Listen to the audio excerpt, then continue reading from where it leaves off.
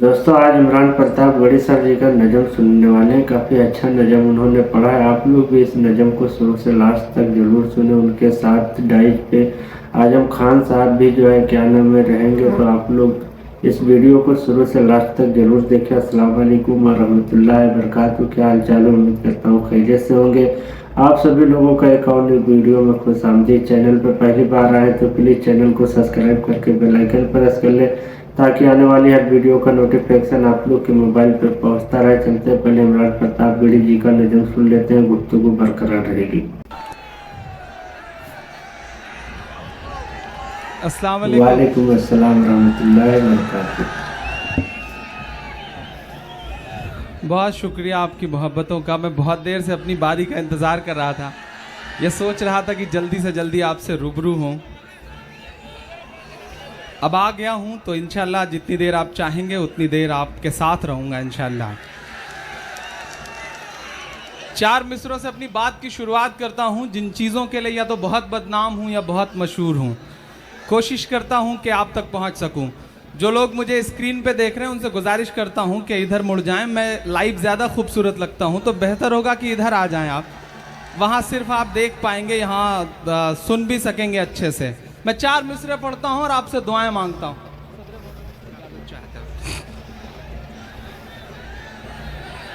था शहंशाह को गुरूर बहुत, यहां से वहां तक एक एक शख्स की शिरकत होनी चाहिए। मुझे लगे कि मैं गोरखपुर में खड़ा हूं। मैं हिम्मत करता हूं और आपसे दुआएं मांगता हूं कि था शहंशाह को गुरूर बहुत। जिस बादशाह का जिक्र कर रहे थे आजम भाई, मैं कोशिश करता हूं 4 मिसरे पढ़ने की। था शहंशाह को गुरूर बहुत, रब ने उसका गुरूर तोड़ दिया। रब ने उसका गुरूर तोड़ दिया। कल थी जो 56 इंच की छाती। अगला मिसरा सच्चा हो तो एक एक हाथ हवा में उठे। कल थी जो 56 इंच की छाती, एक कन्हैया ने सब सिकोड़ दिया। एक कन्हैया ने सब सिकोड़ दिया। रब ने उसका गुरूर तोड़ दिया। आजम साहब की तकरीरों में एक चीज पिछले बिहार के रिजल्ट के बाद मुसलसल मीडिया में भी रही और हम सब ने भी सुनी। आपने पूरे उत्तर प्रदेश को बिहार जीतने की मुबारकबाद दी और मुबारकबाद देते देते यह भी कहा कि उत्तर प्रदेश वालों आप खुशनसीब हो कि बिहार जीते, वरना जो दिवाली गुजरी है वो पटाखों से नहीं बल्कि आपके जलते हुए घरों से मनती। बहुत सच्ची सी बात थी। उसे सुन के मैंने 4 मिसरे कहे और बहुत सिंबल का इस्तेमाल किया, प्रतीकों का इस्तेमाल किया। मैं गुजारिश कर रहा हूं कि जो इंतजाम वाले लोग हैं, कमेटी के लोग हैं, उनसे गुजारिश है कि बिल्कुल छोड़ दें, उन्हें मेरे हवाले और मुझे उनके हवाले। वो कुर्सी रख लें। आगे देखें आप, उधर जो पीछे 2-3 दोस्त कुर्सियों के लिए लड़ रहे हैं, ये काम तो दिल्ली में बैठे हुए लोगों का है। आप ऐसा क्यों कर रहे हैं? वो कुर्सी जो पीछे इधर उधर हो रही है उसे आप पकड़ लें, तब मैं 4 मिसरे पढ़ना शुरू करूं। एक बार आप जोरदार ताली बजा करके माहौल दें। मैं कोशिश करता हूं 4 मिसरे पढ़ता हूं। बिहार का रिजल्ट आपकी आंखों में है, सुनिएगा। कि दूध ने चाय को हरा डाला। आप सुन के बताएं, आप खामोशी से सुन रहे हैं। मुझे ऐसा लग रहा है कि जैसे आपका जोश कम पड़ गया है। मैं पढ़ता हूं साहब कि दूध ने चाय को हरा डाला, सच ने अन्याय को हरा डाला, कर दिया ये बिहार ने साबित। अगला मिसरा अगर दिल को छू जाए तो मुझे सुन के बता देना। कर दिया ये बिहार ने साबित, भैंस ने गाय हरा बहुत खूब, बहुत खूब, बहुत खूब। भाई इसने गाय को हरा डाला। गाय को हरा डाला, सच ने अन्याय को हरा डाला। बहुत शुक्रिया, बहुत मोहब्बतें। आपने जितनी दाद वाद दी है, इससे मेरे बाल बच्चे पल जाएंगे जो भी पैदा नहीं हुए हैं। बस गुजारिश ये करता हूं कि जो इधर लोग बैठे हैं, थोड़ी सी आपकी भी शिरकत हो, आपकी दुआएं, आपकी तालियां हमारे लिए वैसे ही हैं जैसे अमर सिंह के लिए जया प्रदा। तो थोड़ा सा ठीक ठाक ढंग से बजेंगी तो इंशाल्लाह अच्छा रहेगा। मैं 4 मिसरे और पढ़ता हूं। हमारे देश में एक बाबा हैं साहब, दुनिया की हर बीमारी का इलाज करने का दावा करते हैं वो, लेकिन आज तक अपनी फड़कती हुई आंख नहीं सही कर पाए साहब। मैं नाम नहीं लूंगा, नहीं आप जान जाएंगे कि मैं बाबा रामदेव जी की बात कर रहा हूं। पिछले दिनों उनका बयान आया कि कानून ने हाथ बांध रखे हैं वरना गर्दनें काट दी जाती। तभी उनके पीए ने उनसे कहा कि बाबा अगर गर्दनें काट दी जाएंगी तो जो अपना तेल और शैम्पू का बिजनेस है उसका क्या होगा। बाबा तुरंत चुप हो गए। मैं 4 मिसरे पढ़ता हूं, महज एक सवाल उछालता हूं उनकी तरफ। मुनव्वर सलीम साहब जैसी बड़ी शख्सियत थी, इसलिए चुप नहीं हुए थे। उनके बयान के बाद हमारा बयान जारी हुआ था। अरे वाह वाह वाह वाह। और हमने ये कहा था कि रामलीला मैदान से जनाने कपड़े पहनकर भागने वाले दुनिया के हिजड़े तेरे नाम पर शर्मिंदा।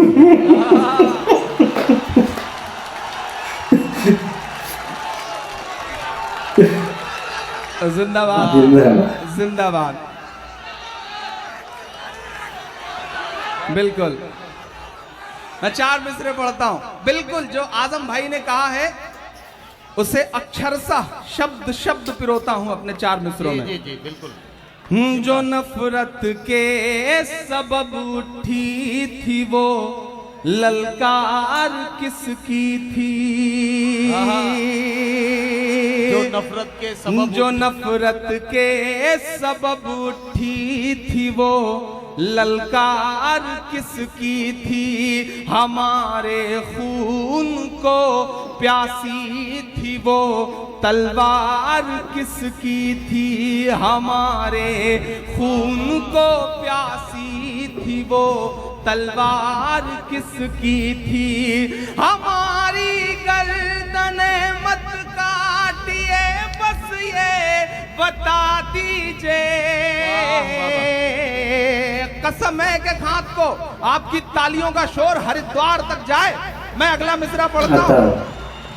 हमारी गर्दने मत काटिए बस ये बता दीजिए। जिसे तुम पहन कर भागे थे वो सलवार किसकी थी।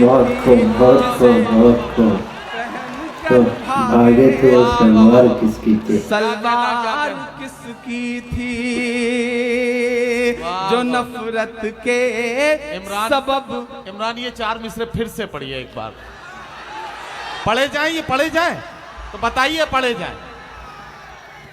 जो नफरत के सबब उठी थी वो ललकार किसकी थी। हमारे खून को प्यासी थी वो तलवार किसकी थी। हमारी गर्दने मत काटिए बस ये बता दीजिए। जिसे तुम पहन कर भागे थे वो सलवार किसकी थी। जिसे तुम पहन कर भागे थे वो सलवार किसकी थी। नहीं, ये चंद ठेकेदार नहीं तय करेंगे कि हम क्या बोलेंगे, क्या नहीं बोलेंगे, क्या खाएंगे, क्या पहनेंगे। हम उन्हें यह तय करने की इजाजत नहीं देंगे।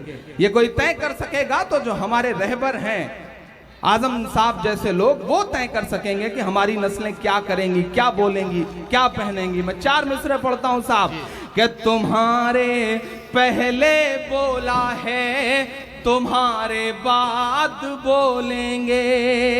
तुम्हारे पहले बोला है तुम्हारे बाद। मैं जानता हूं आपकी धड़कनें जो महसूस करती हैं, मैंने कोशिश करी है कि मैं उसे शब्द दे सकूं। मैं आपकी अदालत में हाजिर हूं। पढ़ता हूं 4 मिसरे कि तुम्हारे पहले बोला है, तुम्हारे बाद बोलेंगे, भगत अशफाक बन करके कभी आजाद बोलेंगे, भगत अशफाक बन करके कभी आजाद बोलेंगे। तुम्हें जय बोलना है मेरे भाई, शौक से बोलो। मेरे ईमान ने जो कहा है, अगर आपका भी ईमान यही कहता है तो एक एक हाथ को कसम है अगले मिसरे पे। तुम्हें जय बोलना है मेरे भाई, शौक से बोलो, मगर हम जय नहीं बोलेंगे, जिंदाबाद बोलेंगे, मगर हम जय नहीं बोलेंगे, जिंदाबाद बोलेंगे। तुम्हारे पहले बोला है, तुम्हारे बाद बोलेंगे।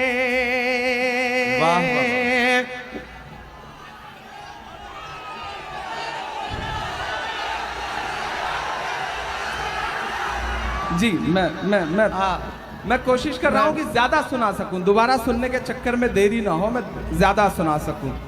तुम्हें जय बोलना है मेरे भाई, शौक से बोलो, मगर हम जय नहीं बोलेंगे, जिंदाबाद बोलेंगे, मगर हम जय नहीं बोलेंगे, जिंदाबाद बोलेंगे, भगत अशफाक बन करके कभी आजाद बोलेंगे। मुझे याद आता है कि जब मैं 8वीं 9वीं में पढ़ा करता था आजम भाई, वो दिन वो था कि जब नमाजों में दुआएं होती थी आजम खान साहब के लिए। बहुत छोटा सा था, मस्जिदों में रहता था, तो अड़ोस पड़ोस से वो नाम कानों में घुलता रहा। बड़ा हुआ तो आजम खान साहब को चैनलों पे देखा, अखबारों में देखा, एक आध दो मुलाकात हुई, बहुत कम, चूँकि मुशायरों में बहुत कम बैठते हैं इसलिए मुलाकात भी कम हो पाती है। ज़फ़र अमीन साहब से जितना उन्हें जाना समझा और थोड़ा जानने का मौका मिला, कासिम भाई से और भी बहुत सारे लोगों से। आज मेरी आंखों के सामने ये यूनिवर्सिटी के तमाम फ़ोटोज़ हैं।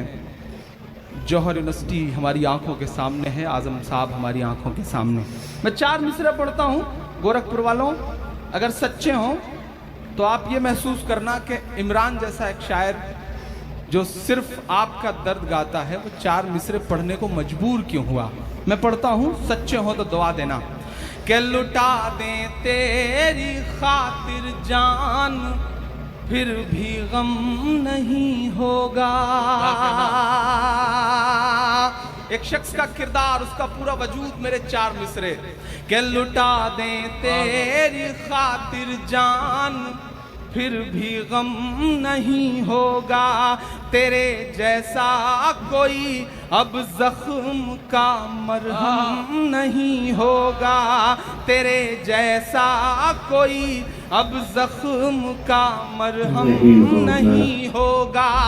मिला तुझसे तो एक शायर के दिल की धड़कने बोली, यहां से वहां तक एक एक हाथ हवा में उठा हुआ देखना चाहता हूं मैं। कि मिला तुझसे तो एक शायर के दिल की धड़कने बोली, कई सदियों तलक अब दूसरा आज़म नहीं होगा। कई सदियों तलक अब दूसरा आज़म नहीं होगा। कई सदियों तलक अब दूसरा आज़म नहीं होगा। चाय आई है, हालांकि आज के दौर में चाय वालों को कुछ बोलते हुए बड़ा डर लगता है, कब कौन प्रधानमंत्री बन जाए कोई भरोसा नहीं है साहब, इसलिए लेकिन गुजारिश करूंगा कि थोड़ी देर के लिए सिलसिला रोक दें। मैं हिम्मत करता हूं, पढ़ता हूं और आपसे दुआएं मांगता हूं। कई सदियों तलक अब दूसरा आजम नहीं होगा। क्यों इमरान पढ़ रहा है ये मिसरे? क्यों इमरान जैसा शायर मजबूर हुआ ये कहने के लिए? मैं शुक्रिया अदा करता हूं। मैं तो बचपन से सुनता था कि अवार्ड जो है वो सिर्फ दरबारों के चक्कर लगाने से मिला करते हैं। पहली बार जब मुझे फोन आया कि आपको यश भारती अवार्ड दिया जा रहा है तो मेरी आंखों में नमी थी और मैंने ये महसूस किया शिद्दत से कि अवाम का दर्द गाने पर भी हुकूमतें अवार्ड देती हैं। शुक्रिया हुकूमत का, मुख्यमंत्री जी का, आजम भाई का, जिन्होंने अवाम का दर्द गाने वाले एक शख्स को अवार्ड देने का फैसला किया। तो ये अवार्ड तो मेरे चाहने वालों का है। मैं आप सब पे न्यौछावर करता हूं इस अवार्ड को और 4 मिसरे पढ़ता हूं कि मोहब्बत और चाहत का मोहल्ला लेके चलता है। क्यों इमरान पढ़ रहा है ये मिसरे? कुछ तो बात होगी साहब।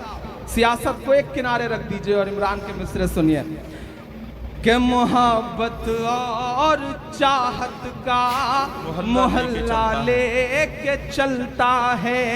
ये पागल अपने लब पर नाम अल्लाह लेके चलता है।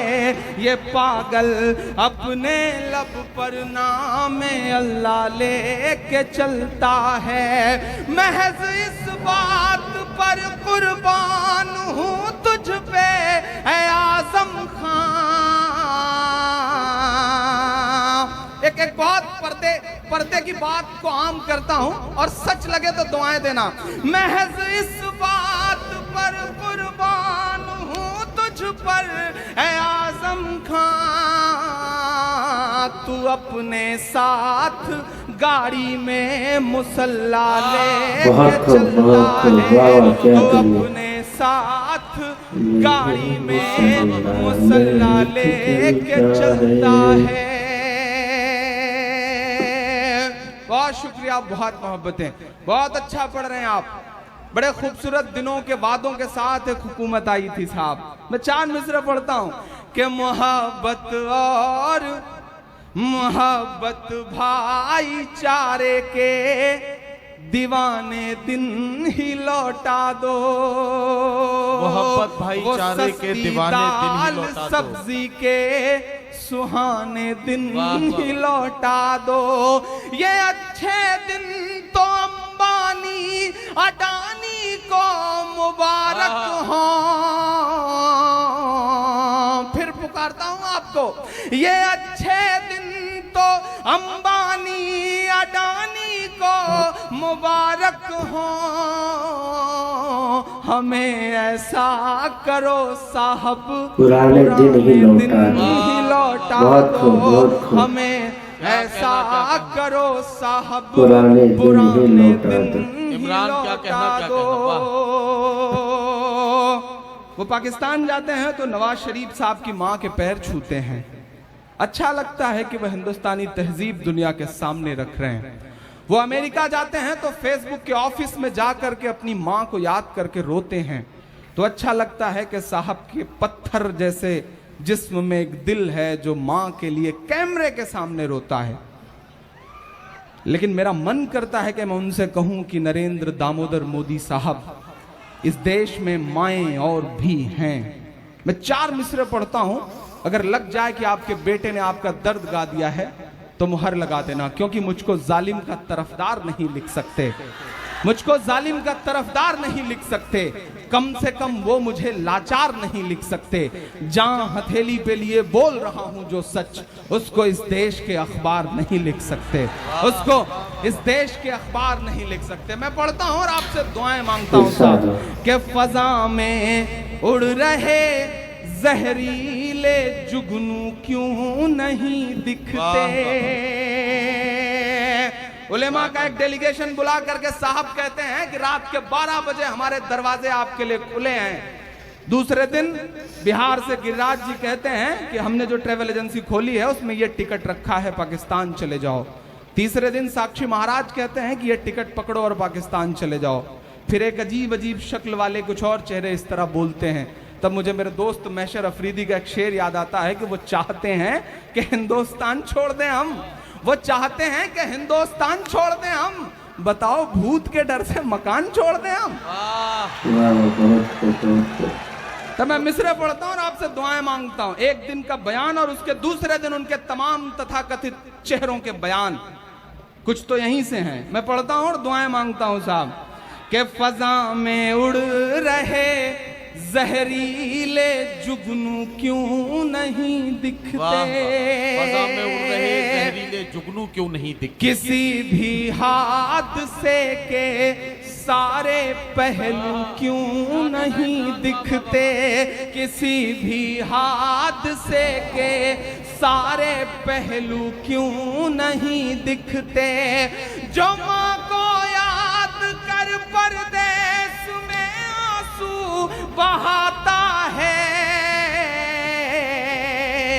छींक आने तक पे ट्वीट करने वाला इंसान दिल्ली से महज 40 किलोमीटर की दूरी पर न लाशें देख पाता है, न खून देख पाता है, न रोती हुई औरतें देख पाता है। तब इमरान ये मिसरे पढ़ता है साहब और दुआ मांगता है आपसे कि फजा में उड़ रहे जहरीले जुगनू क्यों नहीं दिखते, जो माँ को याद कर परदेस में आंसू बहाता है, उसे अखलाक की अम्मी के आंसू क्यों नहीं दिखते, उसे अखलाक की अम्मी के आंसू क्यों नहीं दिखते, उसे अखलाक की अम्मी के आंसू क्यों नहीं दिखते। मैं इलाहाबाद विश्वविद्यालय में हिंदी का विद्यार्थी हूँ। मैं कुछ वहां से सिंबल उठाता हूँ, प्रतीक उठाता हूँ और 4 मिसरे पढ़ता हूँ कि मोहब्बत तेरी कश्ती के खेवैया से लड़ाई है, मोहब्बत तेरी कश्ती के खेवैया से लड़ाई है, मोहब्बत तेरी कश्ती के खेवैया से लड़ाई है, ये आजादी के नारों के गवैया से लड़ाई है, ये आजादी के नारों के गवैया से लड़ाई है, हमारे मुल्क की गद्दी पे ये जो कंस बैठे हैं, सच्चे मिसरे हो तो दुआ देना साहब, हमारे मुल्क की गद्दी पे ये जो कंस बैठे हैं, इन्हीं कंसों की कलयुग के कन्हैया से लड़ाई है, इन्हीं कंसों की कलयुग के कन्हैया से लड़ाई है। बहुत शुक्रिया, बहुत मोहब्बतें। इस सिलसिले के आखिरी 4 मिसरे पढ़ के अपनी जगह लेता हूँ। बहुत मोहब्बतें, आपने इतनी दुआएं दी हैं, बहुत शुक्रिया आपका। मैं 4 मिसरे पढ़ता हूँ, बहुत अच्छा सुन रहे हैं आप, बहुत मोहब्बतों से सुन रहे हैं आप। मेरे 4 मिसरे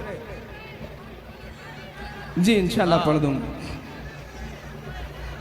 कि तेरी शोला बयानी से ज्यादा कौन समझेगा, तेरी शोला बयानी से ज्यादा कौन समझेगा।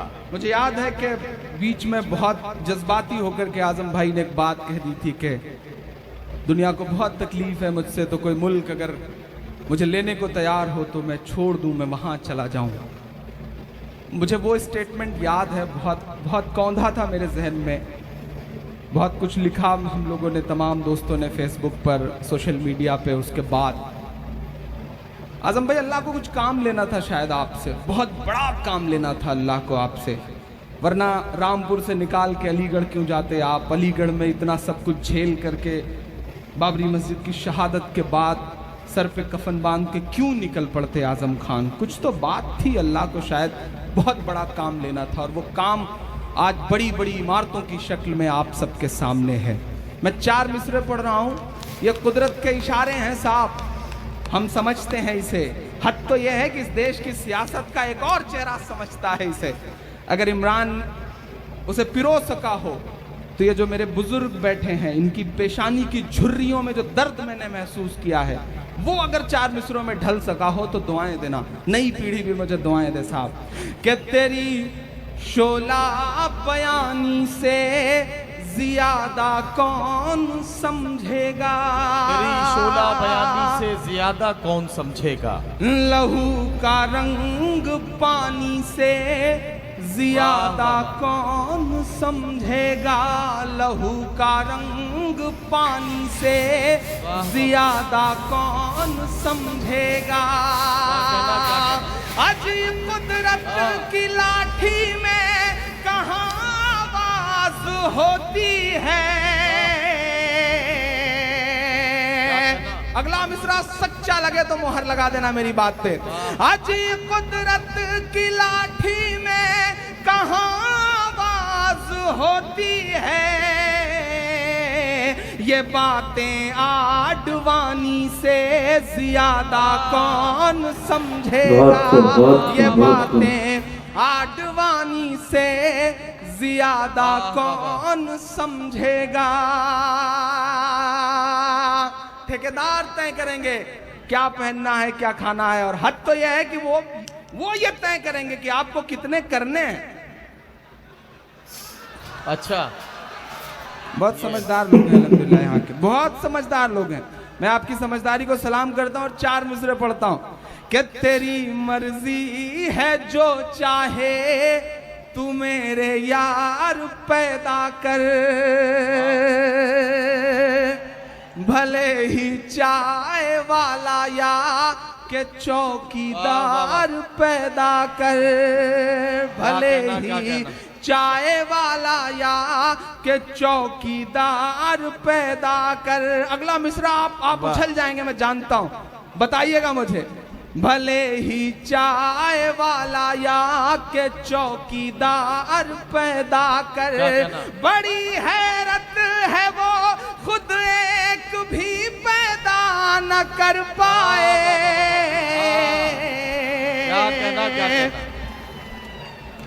बताइएगा अगले मिसरे में साहब। बड़ी हैरत है वो खुद एक भी पैदा न कर पाए,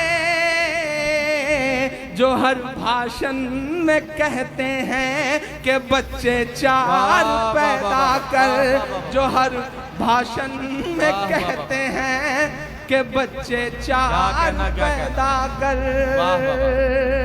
बहुत शुक्रिया इमरान। मैं डक्कू भाई को बहुत बहुत बहुत मुबारकबाद दूंगा। मैं ऐसा करूंगा मैं। देखिए ये हम शायरों की आदत होती है, हम एक बार पढ़ेंगे फिर कुछ बोलेंगे, ये हमारी आदतें हैं साहब, ऐसा करना पड़ता है। वो पिछले दिनों हमारे प्रतापगढ़ में एक बस कंडक्टर की शादी हुई, तो सुहाग की सेज पे बैठ के बीबी से बोला कि बहन जी जरा और सरकिए, 2 सवारियां और बैठेंगी। तो ये तो हम शायरों की आदत है, हमें ऐसा करना पड़ता है साहब। तो हम ऐसा करते रहेंगे। बस आपसे गुजारिश है कि आप बस सुनते रहें। यहाँ पुलिस के तमाम जो साथी बैठे हैं इनको बहुत मुबारकबाद दूंगा। पुलिस की चाहे जो इमेज बने, लेकिन जब हम शहीद हेमंत करकरे साहब को देखते हैं, शहीद जियाउल हक साहब को देखते हैं, तंजील अहमद साहब जैसी शख्सियतों को देखते हैं, तो पुलिस के लिए एक अलग सा एहतराम हमारे दिलों में आता है साहब। हालांकि इनके साथ भी बड़ी विसंगतियां होती हैं। वो पिछले दिनों एक इंस्पेक्टर ने एक मौका वारदात से एसपी साहब को फोन किया, साहब बड़ा खराब मामला हो गया, एक औरत ने अपने शौहर को, अपने पति को गोली मार दी है। तो एसपी साहब ने कहा ऐसा कैसे हो गया, क्या मामला था? तो इंस्पेक्टर ने कहा साहब वो पोछा लगा रही थी, शौहर उसके पोछे लगाए हुए पर चढ़ गया, वो फर्श खराब हो गई, उसने तुरंत गोली मार दी। तो एसपी साहब ने इंस्पेक्टर से कहा कि तुमने औरत को गिरफ्तार किया या नहीं? तो इंस्पेक्टर ने कहा नहीं साहब अभी पोछा सूखा नहीं है। मेरी भी हिम्मत नहीं है। तो ये विसंगतियां भी होती रहती हैं इनके साथ, लेकिन फिर भी इनके जज्बों को सलाम करता हुआ आखिरी 4 मिसरे पढ़ता हूँ साहब। हमारे देश में एक अभियान शुरू होता है जी, कचरा इकट्ठा किया जाता है, फिर फोटोग्राफर बुलवाए जाते हैं, और उसके बाद दूसरे दिन अखबारों में बड़ी बड़ी खबर छपती है, स्वच्छ भारत अभियान। मैं 4 मिसरे पढ़ता हूं साहब कि किसी भी मौलवी से या के साधु से न छूटेगा, किसी भी मौलवी से या कि साधु से न छूटेगा, किसी भी मौलवी से या के साधु से न छूटेगा। आजम भाई हमारी टोपियां पहनने से इनकार करने वाले लोग जब अबू धाबी गए तो शेख जायद मस्जिद में गए, मस्जिद तक में गए, तो मेरे प्रतापगढ़ में एक बुजुर्ग ने खबर पढ़ करके अपने बेटे को बुला के बहुत डांटा और कहा, अब तो इब्लीस तक मस्जिद में चला गया, कम से कम तू तो नमाज पढ़ने के लिए मस्जिद में जाया कर। मैं पढ़ता हूं और आपसे दुआएं मांगता हूं साहब कि किसी भी मौलवी से या के साधु से न छूटेगा, मदारी के किसी करतब से जादू से न छूटेगा, मदारी के किसी करतब से जादू से न छूटेगा। सफाई कर रहे हो तो जरा दामन की भी कर लो, सफाई कर रहे हो तो जरा दामन की भी कर लो, सफाई कर रहे हो तो जरा दामन की भी कर लो, हमारे खून का धब्बा है झाड़ू से न छू। क्या कहना। हजरात गिरामी, इमरान प्रतापगढ़ी अपना कलाम पेश करके रुखसत हुए, लेकिन मैं बुला रहा हूं। अरे बैठिए। मेरे ख्याल से एक दो शोरा इकराम को सुनने के बाद फिर इमरान जी मियां बिल्कुल बिल्कुल ठीक है सर, आपका हुक्म। बिल्कुल दो सुनने के बाद ना जाओ। ये अभी इमरान मियां ने कहा वो बच्चों वाली बात, 4 बच्चों वाली। उन लोगों से मैंने कहा था जिनसे बच्चे पैदा नहीं होते, हमसे मिलो, इसकी माजून भी हमारे पास है।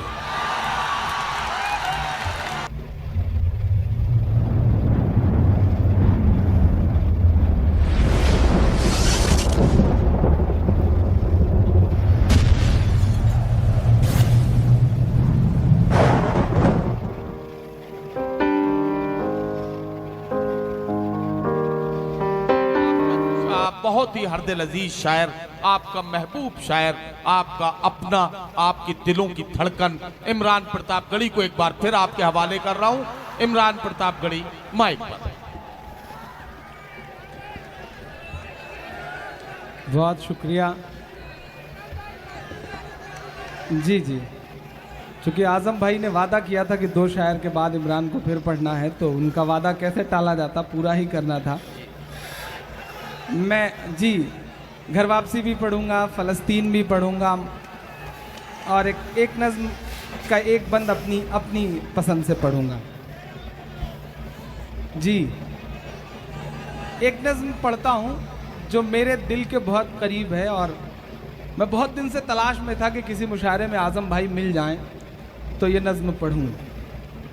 पहली बार मिले हैं वो। हमारे यहाँ भी मुशायरे होते हैं और हर रात हम और नदीम साहब इस बात के गवाह हैं कि हिंदुस्तान के तमाम मुशायरों में हम सब साथ होते हैं।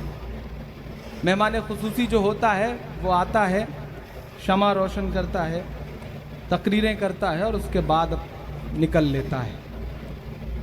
पूरी रात बैठने की हिम्मत साहब आसान नहीं है। मेरा अपना मानना है कि हम शायर जो हैं वो समाज का आईना हैं, और आईने के सामने बैठने की हिम्मत वही कर सकता है जिसका दामन साफ हो। अगर आजम साहब बैठे हैं तो ये बात साबित होती है। मैं उनकी मौजूदगी को सलाम करते हुए एक नज्म पढ़ता हूँ। मालेगांव ब्लास्ट का रिजल्ट आया है। मेरा दोस्त तनवीर एक शेर कहता है कि न साजिश थी न कोई जंग का ऐलान लिखा था, बुझी आंखों में एक मासूम सा अरमान लिखा था, जिसे आतंकवादी कह के गोली मार दी तुमने, उसी मजदूर के सीने पे हिंदुस्तान लिखा था। एक नज्म पढ़ता हूँ, मेरे दिल का दर्द है ये, बहुत रोया हूँ मैं इस नज्म को कहते हुए। मैं कभी कभी सोचता हूँ कि ये जो मासूम से लोग हैं, 12 साल 13 साल 14 साल बिता करके जेलों से बाहर निकलने वाले लोग, आखिर इनके ये दिन कौन लौटाएगा? इनका दर्द किससे गाया जाए, किस पॉलिटिकल पार्टी के सामने जा करके रोया जाए? तो मुझे लगता है कि मुझे अपना दर्द उससे गाना चाहिए जिसे भारत माता कहते हैं, जो सिंबल गढ़ा गया है आजम भाई। मैं उसी सिंबल को अपनी नज्म का हिस्सा बनाते हुए एक नज्म पढ़ता हूँ और आपसे दुआएं मांगता हूँ। सदियों से यहीं पर रहता है, क्या कहना, जाने कितने दुख सहता है भीगी पलकों से एक बेटा, भारत माँ से ये कहता है। थोड़ा सा एक पढ़ी लिखी सी नज़्म पढ़ता हूँ, शायरी वायरी है या नहीं है मैं नहीं जानता, लेकिन बस ये जानता हूँ कि मेरे दिल का दर्द है, और अगर मेरे दिल का दर्द आपके दिल के दर्द को छू जाए तो मेरा साथ दे दीजिएगा। मैं पढ़ता हूँ साहब कि सदियों से यहीं पर रहता है, जाने कितने दुख सहता है भीगी पलकों से एक बेटा, भारत माँ से ये कहता है। पुरखे हम सब के गोद में तेरी खाक ओढ़ कर लेटे हैं माँ, हम भी तेरे बेटे हैं माँ, हम भी तेरे बेटे हैं माँ, हम भी तेरे बेटे हैं माँ, हम भी तेरे बेटे हैं। कि माँ तेरा आंचल छोड़ के हम 47 में भी नहीं गए। इससे बड़ा सबूत क्या हो सकता है साहब? आप बाय डिफॉल्ट हिंदुस्तानी हैं, हम बाय चॉइस हिंदुस्तानी हैं, हमने चुना है हिंदुस्तान को, हमारा हक 2 गुना है। मैं पढ़ता हूं कि माँ तेरा आंचल छोड़ के हम 47 में भी नहीं गए, जिन्ना की और सावरकर वाली साजिश में भी नहीं गए, जिन्ना की और सावरकर वाली साजिश में भी नहीं गए, लेकिन तुझको सहमे सहमे हालात नहीं दिखते हैं माँ, लेकिन तुझको सहमे सहमे हालात नहीं दिखते हैं माँ। जलते कश्मीर बंबई और गुजरात नहीं दिखते हैं माँ, जलते कश्मीर बंबई और गुजरात नहीं दिखते हैं माँ। माँ जब जुबान खोले तो हम गद्दार लिख दिए जाते हैं। ये नज़्म बगावत नहीं है, ये दिल का दर्द है। कभी आपने सोचा है कि जिन बच्चों को उठाया जाता है उस दिन अखबारों के फ्रंट पेज पे पूरा पेज भरा होता है कि फलानी जगह से आमिर नाम का दहशतगर्द पकड़ा गया। 13 साल बाद जब अदालत उसे बाइज्जत बरी करती है तो 13वें पेज पे इतनी छोटी सी खबर होती है कि आमिर नाम का दहशतगर्द सुप्रीम कोर्ट से बाइज्जत बरी किया गया। एक सवाल पूरे हिंदुस्तान की फजाओं में तैरता है नफरत की सियासत करने वालों की तरफ से कि हर दहशतगर्द मुसलमान क्यों होता है। हम ये मानते हैं कि मुसलमान दहशतगर्द नहीं है, लेकिन हर दहशतगर्द मुसलमान क्यों होता है। मैं उनसे एक सवाल पूछता हूं कि अदालतों से बाइज्जत बरी होने वाला हर बच्चा मुसलमान क्यों होता है। यह भी बहुत बड़ा सवाल है, इस पर भी देश को सोचना पड़ेगा। मैं पढ़ता हूं और दुआएं मांगता हूं आपसे कि माँ तेरा आंचल छोड़ के हम 47 में भी नहीं गए, जिन्ना की और सावरकर वाली साजिश में भी नहीं गए। माँ जब जुबान खोले तो हम गद्दार लिख दिए जाते हैं, हर एक हादसे के हम जिम्मेदार लिख दिए जाते हैं। जब पड़ी जरूरत तब तब हमने पहले शहीद ब्रिगेडियर उस्मान से लेकर के अभी सियाचिन में बर्फ की चादर ओढ़कर सोए हुए शहीद मुश्ताक अहमद तक इमरान के मिसरे लागू होते हैं। मैं पढ़ता हूं कि जब पड़ी जरूरत तब हमने, जब पड़ी जरूरत तब हमने सर पर कफन लपेटे हैं। माँ हम भी तेरे बेटे हैं, माँ हम भी तेरे बेटे हैं, माँ हम भी तेरे बेटे हैं, माँ हम भी तेरे बेटे हैं। माँ हम अपने नन्हे पैरों से चलने की कोशिश में है। क्या कहना, वाह वाह। एक बहुत बड़ी तादाद में मेरे सामने साहिब ईमान बैठे हुए हैं। मैं एक बहुत जिम्मेदारी भरी बात अपने बड़े, उन्हें मेरे अब्बू की तरह हैं, वो बड़े भाई की तरह हैं वो, मैं उनके सामने बहुत जिम्मेदारी भरी बात कहता हूँ कि चंद लोग आए हैं साहब पैराशूट से आपके यहाँ, लेकिन आपसे जिम्मेदारी से एक बात कहता हूं कि इस मुगालते में मत रहना कि आपकी लड़ाई सिर्फ भाई लोग लड़ रहे हैं। इस गफलत में बिल्कुल मत रहना कि आपकी लड़ाई सिर्फ मुसलमान लड़ रहे हैं, क्योंकि रात के 2:30 बजे सुप्रीम कोर्ट की चौखट पर इंसाफ बचाने की आखिरी उम्मीद लेकर के जो वकील खड़े थे उसमें से एक भी मुसलमान नहीं था साहब, सारे के सारे इस देश के सेकुलर हिंदू थे।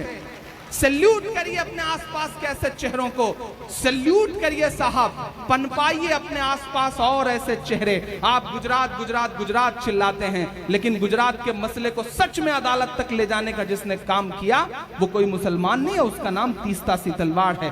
सैल्यूट करिए ऐसे चेहरों को, सैल्यूट करिए तीस्ता सीतलवाड़ को, सैल्यूट करिए अरुंधति रॉय को, सैल्यूट करिए कुलदीप नैयर को, सैल्यूट करिए शहीद हेमंत करकरे को, जिन्होंने बताया कि दहशत के और भी चेहरे हुआ करते हैं, और अगर वो कुछ दिन और जिंदा रह गए होते तो शायद आपके यहां का सबसे बड़ा दहशतगर्द जेल में होता। यह भी एक बहुत बड़ी सच्ची बात है साहब।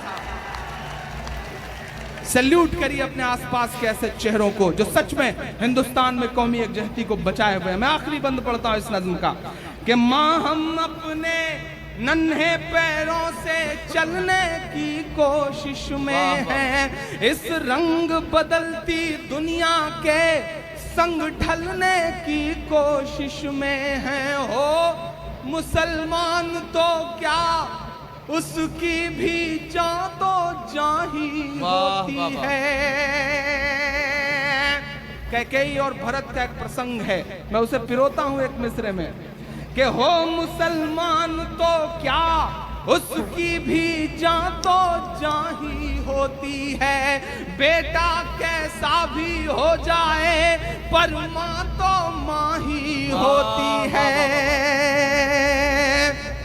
कि तू झांक के दिल में देख कभी, तू झांक के दिल में देख कभी, हम कितना दर्द समेटे हैं माँ, हम भी तेरे बेटे हैं माँ, हम भी तेरे बेटे हैं माँ, हम भी तेरे बेटे हैं माँ, हम भी क्या कहना है इमरान, वाह वाह वाह। बहुत शुक्रिया। मैं 4 मिनट की एक अपने दिल की जुड़ी नज्म पढ़ता हूँ। इन तमाम सारे मामलों के बीच में, हादसों के बीच में मेरी आंखों में एक मंजर है साहब, और उस मंजर में एक 18-19 साल की बेटी है, और उस बेटी का दामन खून से तर है, और वो खून किसी और का नहीं उसके अब्बू का है।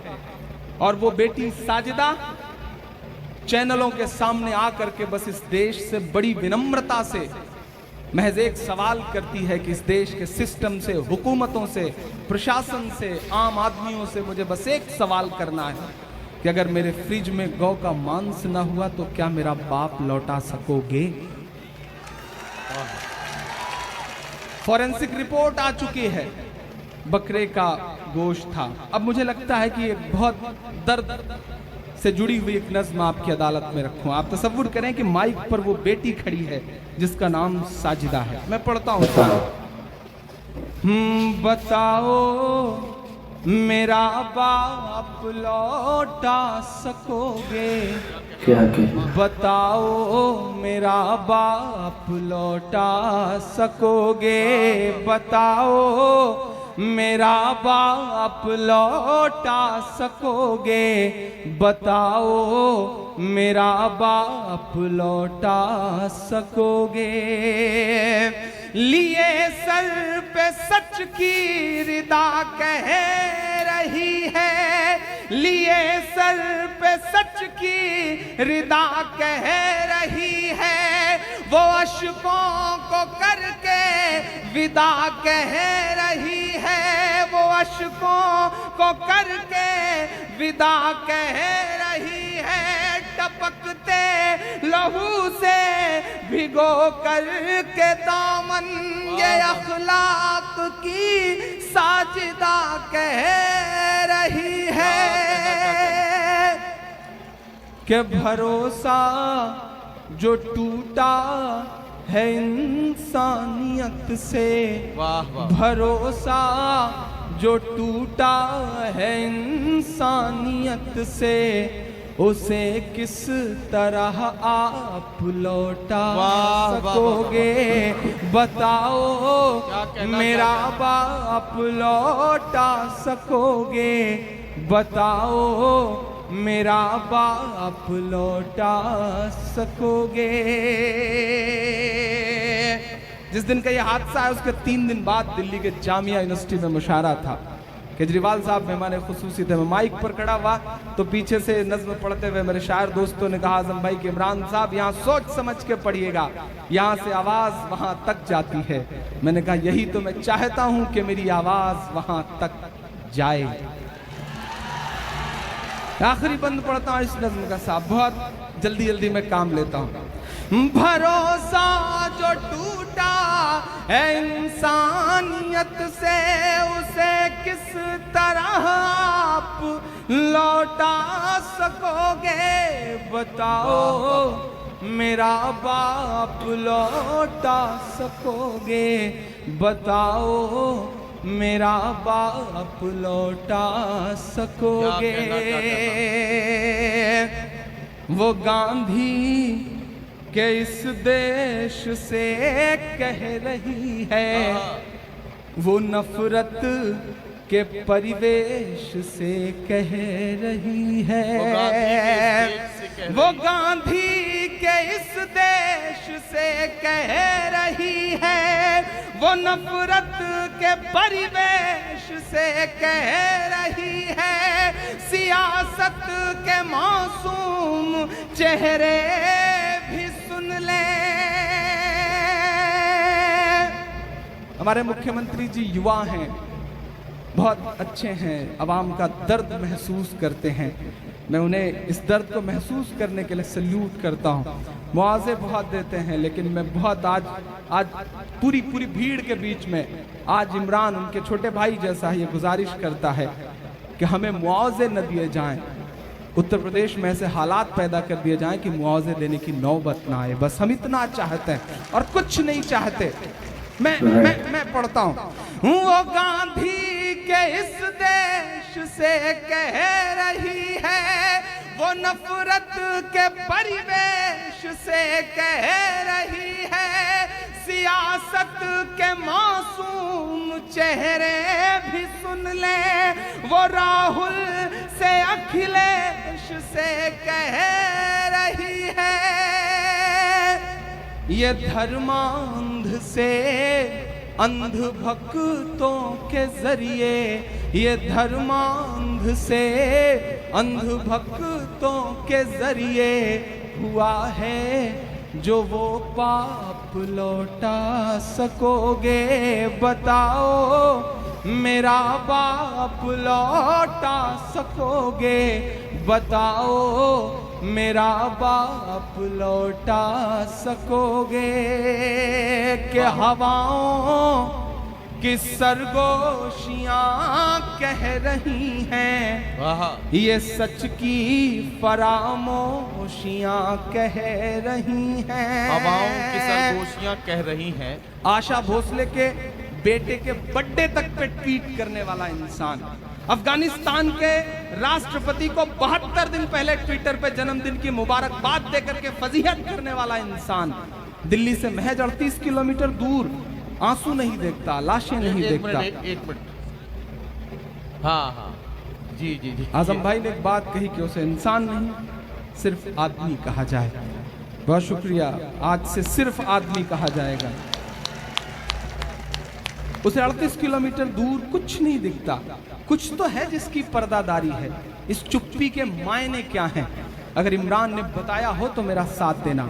शायद इतना कड़वा नहीं होना चाहिए हमें, लेकिन मैं एक बहुत छोटी सी बात मुझे याद आती है कि संसद की सीढ़ियों से पहले प्रधानमंत्री पंडित जवाहरलाल नेहरू जी उतर रहे थे। उनके साथ उस वक्त के बहुत बड़े कवि, राष्ट्र कवि रामधारी सिंह दिनकर उतर रहे थे। एकाएक नेहरू जी का पांव लड़खड़ाया, नेहरू जी गिरने को हुए। कि दिनकर जी ने उनका हाथ थाम लिया। तो नेहरू जी ने कहा कि दिनकर जी आपका बहुत शुक्रिया, आपने मुझे गिरने से बचा लिया। तो दिनकर जी के जवाब को हम तमाम शायरों का जवाब समझा जाए। दिनकर जी ने कहा कि नेहरू जी, इस देश की सियासत के कदम जब जब लड़खड़ाएंगे, साहित्य और अदब उसे सहारा देगा। मैं शायद अपनी उस जिम्मेदारी को निभाते हुए मिसरे पढ़ता हूं कि हवाओं की सरगोशियां कह रही हैं, ये सच की फरामोशियां कह रही हैं। हवाओं की सरगोशियां कह रही हैं, हवाओं की सरगोशियां कह रही हैं, ये सच की फरामोशियां कह रही हैं कि उस कत्ल में जैसे खुद भी वो शामिल। अगर सच बोला हो इमरान ने तो कोई भी हाथ खामोश न रहे, वरना मैं कमजोर पड़ूंगा।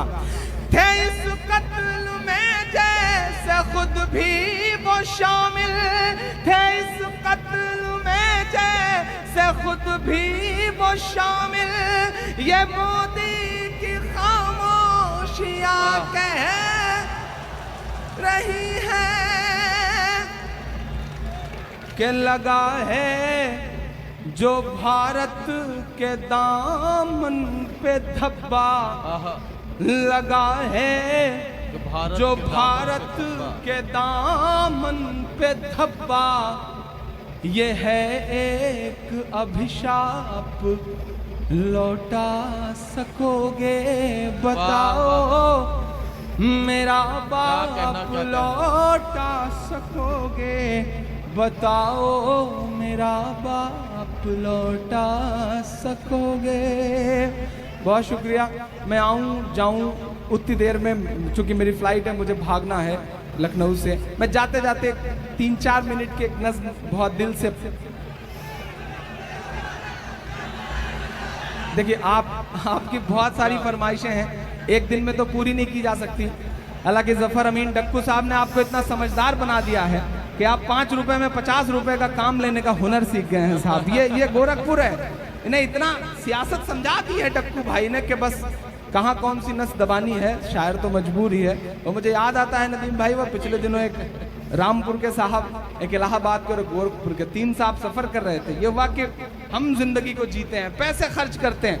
पहला नंबर इलाहाबाद वाले का आया कि आप साबित करो, तो उन्होंने 500 की नोट निकाली आजम भाई, उसको मोड़ के सिगरेट बनाया, जला के पीने लगे। बोले देखो हम 500 रुपए की लम्हा भर में सिगरेट पी जाते हैं। पलट के रामपुर वाले साहब की तरफ देखने लगे तो उन्होंने 1000 की नोट निकाली, उसको मोड़ के जला के सिगरेट बनाया और पीने लगे। बोले देखो हम 1000 रुपए लम्हा भर में खर्च कर देते हैं। अब दोनों पलट के गोरखपुर वाले की तरफ देखने लगे कि बेटा 1000 से तो बड़ी नोट भी नहीं होती, अब क्या करोगे। लेकिन साहब ये गोरखपुर है, जफर अमीन साहब का गोरखपुर, समझदार लोगों का गोरखपुर। उस बंदे ने एक लम्हा सोचा, फिर अपनी ब्रीफकेस खोली, चेकबुक निकाली, उस पे भरा 5 लाख, उसको मोड़ के चला के सिगरेट पीने लगा। ये हुनर आता है गोरखपुर को साहब। इसलिए मैं गोरखपुर की बात टाली तो जा नहीं सकती। मैं एक नज़र बड़ी अच्छी बात बताया जी जी जी मैं पढ़ता हूँ। अब आप जो चाह रहे हैं मैं वही पढ़ता हूँ। आप जहाँ हैं, आजम भाई जहाँ से आए हैं, इर्द गिर्द तमाम ऐसे लोग निकल आए हैं जो 5-5 लाख रुपया लेके घूम रहे हैं। और वो इसलिए घूम रहे हैं कि ले लीजिए और आ जाइए, घर वापस आ जाइए, पलट आइए, हमारे यहाँ आ जाइए, 5 लाख ले लीजिए, रेट लग रहे हैं साहब। मैग्नेस में पढ़ता हूँ, बहुत बदमाशी भरी, मैं सीधे सीधे कहता हूँ। मतलब एक मेरे जैसा शायर इस उम्र का यही सब बदमाशियाँ कर सकता है। एक नज़्म पढ़ता हूँ, 5 लाख रेट लग रहे हैं, रेट भी लग रहे हैं आजम भाई तो 5 लाख। मैं आपको एक वाकया सुनाता हूँ कि जो हमें ईमान से दूसरे घरों में बुलाने की कोशिशों में लगे लोग हैं, वो ये भूल जाते हैं कि दुनिया की सुपर पावर ताकत वाले मुल्क में एक शख्स हुआ करता था जिसके पैरों की थिरकन पे दुनिया अरबों डॉलर लुटा दिया करती थी। लेकिन उस शख्स को कहीं सुकून नहीं मिलता था, तो उसने अपने चचेरे भाई से कहा मुझे सुकून की तलाश है। तो चचेरे भाई ने कहा कि सुकून चाहते हो तो कुरान पढ़ो। उस शख्स ने कुरान पढ़ी और उसके बाद इस्लाम में दाखिल हुआ। उस शख्स का नाम माइकल जैक्सन था। कुछ बात तो है साहब, बहुत कुछ है। कुछ बात तो है इस्लाम में, बहुत कुछ है। कुछ बात तो है साहब के जिस शख्स के मुक्के से दुनिया कांपती थी, वो शख्स दुनिया की तमाम शोहरतों को एक किनारे रख करके मोहम्मद अली हो जाता है। कुछ बात तो है मेरे इस्लाम में, कुछ बात तो है साहब कि जिस शख्स के मुक्के से डर करके लोग रिंग छोड़ दिया करते थे, वो माइक टायसन पिछले दिनों काबे का तवाफ करता हुआ नजर आता है। कुछ बात तो है साहब इस्लाम में, कुछ बात तो है कि यूसुफ योहाना मोहम्मद यूसुफ हो जाता है। कुछ बात तो है कि सुनीता विलियम्स जब अंतरिक्ष में जाती हैं तो उन्हें सिर्फ 2 जगह रोशनी दिखाई पड़ती है, वो 2 जगह हैं मक्का और मदीना। कुछ बात तो है मेरे इस्लाम में। आप रेट भी लगा रहे हैं तो 5 लाख। मैं एक नज़्म पढ़ता हूँ आजम भाई और दुआएं मांगता हूँ आपसे। कह रहा हूँ मैं ये नाप कर तोल कर, सुन के बताइएगा। इधर जो कुर्सियों पे बैठे लोग हैं कसम खा के आए हैं कि दाद नहीं देंगे, मैं उनसे भी शिरकत चाह रहा हूँ साहब, थोड़ा सा बेदार हो जाइए। कह रहा हूँ मैं ये नाप कर तोल कर, अपने ईमान की आवाज पर बोल कर, अपने ईमान की आवाज पर बोल कर, ख्वाब घर वापसी का जो बुनते हैं वो, ख्वाब घर वापसी का जो बुनते हैं वो, मेरी धड़कन सुने कान को खोल कर, मेरी धड़कन सुने कान को खोल कर।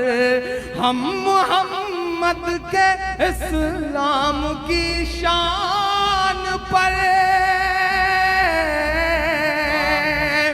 अगला मिसरा अगर दिल को लग जाए तो मुझे भी देखना है कि आप उनसे कितनी मोहब्बत करते हैं। हम मोहम्मद के इस्लाम की शान पर कल भी कुर्बान थे, अब भी कुर्बान हैं। हम मुसलमान हैं, हम मुसलमान हैं, हम मुसलमान हैं, हम मुसलमान हैं। मेरे भारत तेरी, मेरे भारत तेरी आन है शान है, हम तेरी सरहदों के निगहबान हैं। हम मुसलमान हैं, हम मुसलमान हैं, हम मुसलमान हैं, हम मुसलमान हैं। क्या कहना है इमरान प्रतापगढ़ी साहब? हम तो फारस अरब से भी आए नहीं। मैंने बचपन में आंख खोली तो जब मैं सड़क पार करते हुए मेरे पैर लड़खड़ाने लगते थे तो सीताराम चाचा रहते थे, वो मेरी उंगली पकड़ के मुझे सड़क पार करवाया करते थे। भगवती चाचा मुझे गाड़ियों से बचाया करते थे। हमने उस हिंदुस्तान में आंखें खोली। ये कौन है जो नफरतों के सौदागर हैं? मैं पढ़ता हूँ साहब कि हम तो फारस अरब से भी आए नहीं, तेरे अपने हैं हम तो पराए नहीं, तेरे अपने हैं हम तो पराए नहीं। इस तरह से सितम हम पे ढाए गए, इस तरह से सितम हम पे ढाए गए। मुद्दतें हो गई मुस्कुराए नहीं, मुद्दतें हो गई मुस्कुराए नहीं। बोलना तो पड़ेगा, बहुत चुप्पी खतरनाक होती है। वक्त से आंख मिलाना पड़ेगा, बोलना पड़ेगा, क्योंकि जो वक्त से आंख नहीं मिलाते वक्त उनसे बहुत बुरा इम्तिहान लेता है। जिन अंग्रेजों की हुकूमत में कभी सूरज नहीं डूबता था, वो वक्त से आंख नहीं मिला सके तो आज उनके राजाओं के कपड़े बैंड बाजे वाले पहनते हैं। वक्त से आंख तो मिलाना पड़ेगा साहब। तब मैं मिसरे पढ़ता हूँ। मुद्दतें हो गई मुस्कुराए नहीं। इमरान बोलता है इन मिसरों में कि मेरे पुरखों की जागीरदारी है में जो एक तस्वीर लगी है मौलाना साहब की, मैं उन्हें नजर में रखा और मेरे मिसरे सुने कि मेरे पुरखों की जागीरदारी है ये, मत समझना कि हम लोग मेहमान हैं, हम मुसलमान हैं, हम मुसलमान हैं, हम मुसलमान हैं, हम मुसलमान हैं। मेरे भारत तेरी आन है, शान है, हम मुसलमान हैं, हम मुसलमान हैं। हमारे मजहब को दहशत से जोड़ने वाले वो तथाकथित लोगों, आप इस्लाम को लहू बहाने वाला मजहब कहते हैं। अरे जो मजहब वजू करते हुए नाहक पानी बहाने तक की इजाजत नहीं देता, वो लहू बहाने की इजाजत कैसे दे सकता है? हम तो उनके मानने वाले हैं जिन पर रोज कूड़ा फेंका जाता था, एक दिन नहीं फेंका गया तो उस बुढ़िया का हाल चाल लेने के लिए उसके घर गए। जो जो जो इस्लाम का लिबास या चोला ओढ़ करके दहशत कर रहे हैं पूरी दुनिया में, मैं उनकी मजम्मत करता हूं यहां इस बहुत जिम्मेदारी भरे डाइस से। आजम साहब जैसी बड़ी शख्सियत की मौजूदगी में कड़े शब्दों में मजम्मत करता हूं, क्योंकि जिस तरह बिस्मिल्लाह कह करके शराब पीने से हराम शराब हलाल नहीं हो जाती, उसी तरह अल्लाह अकबर कह करके मासूमों का कत्ल कर देने से वो कत्ल जायज नहीं हो जाता। हम मजम्मत करते हैं, लेकिन जो इस नाम पर जो सियासतें चल रही हैं साहब, उनसे बेदारी भी जरूरी है। मैं एक बंद पढ़ता हूं, घर वापसी घर वापसी घर वापसी। आजम भाई आप चौंकेंगे इस मिसरे पर, अच्छा लगे तो आपकी भी दुआएं मांगता हूं। ठीक है साहब, मैं 2 नाम गिना रहा हूं, अगर करिए तो उनकी घर वापसी करिए। पढ़ता हूं साहब, सुनेगा कि सब पे लागू न ये बेबसी कीजिए। अभी जो ये बड़ी बड़ी बातें कर रहे थे उन्हें राज्यसभा भी भेजा गया साहब, तो मैं स्वामी जी के नाम ये मिसरे करता हूं कि सब पे लागू न ये बेबसी कीजिए, अपने घर की भी कुछ चौकसी कीजिए, अपने घर की भी कुछ चौकसी कीजिए। और अब चौंकना तो बताना, अपने घर की भी कुछ चौकसी कीजिए। हो वो मुख्तार नकवी या शहनवाज,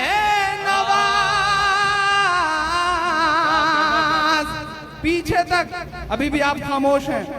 हो वो मुख्तार नकवी या शहनवाज, पहले उनकी तो घर वापसी कीजिए, पहले उनकी तो घर वापसी कीजिए। क्या कहना? 800 सालों की तारीख, मेरा जमीर, मेरी खुददारी, मेरा तेवर इन 2 मिसरों में अगर बोल पाया हो तो जिन्होंने अब तक दाद नहीं दी उनसे कोई शिकायत नहीं है, लेकिन अब खामोश रहे तो मुझे लगेगा कि कहीं ना कहीं जोश कम पड़ा है, जिंदा दिली कम हुई है। मेरी माएं बहनें बैठी हैं, मुझे उनकी भी दुआएं मिले, क्योंकि आपका सर जिसके हाथ पे पड़ जाए उसे मनमोहन सिंह बनने में देर नहीं लगती, तो आपकी भी दुआएं चाहिए मुझे। मैं पढ़ता हूं साहब। हो वो मुख्तार नकविया शहनवाज, पहले उनकी तो घर वापसी कीजिए। आजम भाई आपका तेवर बोल रहा है इन 2 मिसरों में, बाखुदा आपका तेवर बोल रहा है, आपसे उधार लिया है मैंने तेवर इन 2 मिसरों को कहने के लिए कि 5 दिन की हुकूमत पे इतना नशा। अभी भी जो लोग खामोश हैं मुझे उनकी भी शिरकत चाहिए इन मिसरों पे, मुझे ऐसा न लगे कि आप कमजोर हैं।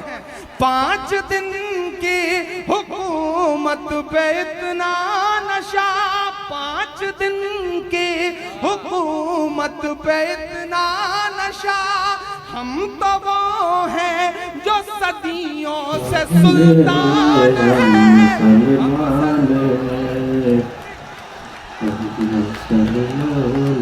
दोस्तों आज के वीडियो में इतना ही। बस आप लोग को कैसा लगा इमरान प्रतापगढ़ी साहब का नज़म सुन करके नीचे कमेंट बॉक्स में अपनी राय जरूर दें, और वीडियो को अभी तक लाइक नहीं किया तो वीडियो को एक लाइक कर दें। आपके एक लाइक से यूट्यूब वीडियो को दूसरे तक भेजता है, और वीडियो को दोस्तों में शेयर कर दें। चैनल पर पहली बार आए तो प्लीज़ चैनल को सब्सक्राइब करके बेल आइकन प्रेस कर ले, ताकि आने वाली हर वीडियो का नोटिफिकेशन आप लोग के मोबाइल पर पहुँचता रहे। नेक्स्ट किस टॉपिक पर आप लोग वीडियो देखना चाहते हैं नीचे कमेंट बॉक्स में अपनी कीमती राय जरूर दें। आप लोग से फिर मिलते हैं किसी नेक्स्ट वीडियो में। अल्लाह हाफिज।